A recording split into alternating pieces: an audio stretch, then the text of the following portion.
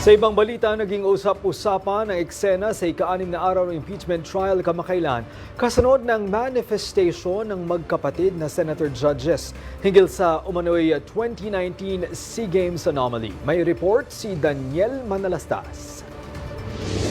Nahuli namin yung PR na sinabi kikiam, pinakain daw. Imbestigahan mo, tingin mo may mali, imbestigahan mo. Malaki daw kaso to. Naimbestigahan na niya?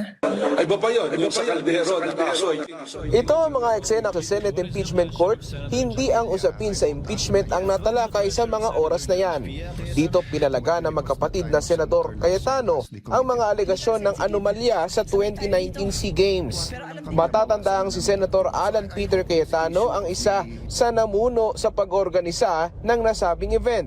Kaya kanatanong ang tagapagsalita ng korte kung paano tinatrato ang mga ganitong manifesto.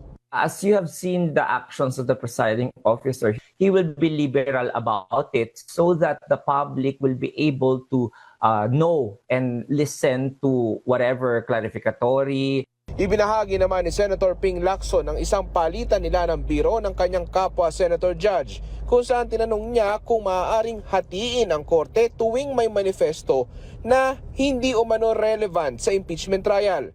Pabirong sabi ni Lacson sa kanyang kapwa senador na mas aani pa ng mas maraming palakpak ang motion to adjourn. Sa anunsyo naman ng prosekusyon na babawasan nila ang kanilang testigo para sa Article 4 o alegasyon ng pagbabanta na ginawa umano ng bise, sabi ni Atty. Tonggol, hindi pa masabi ngayon kung mababawasan talaga ang bilang ng araw para sa trial. Yun yung expectation natin, pero yung realidad niyan, syempre, iba naman yung mga ebidensya na ipapakita rin ng prosecution.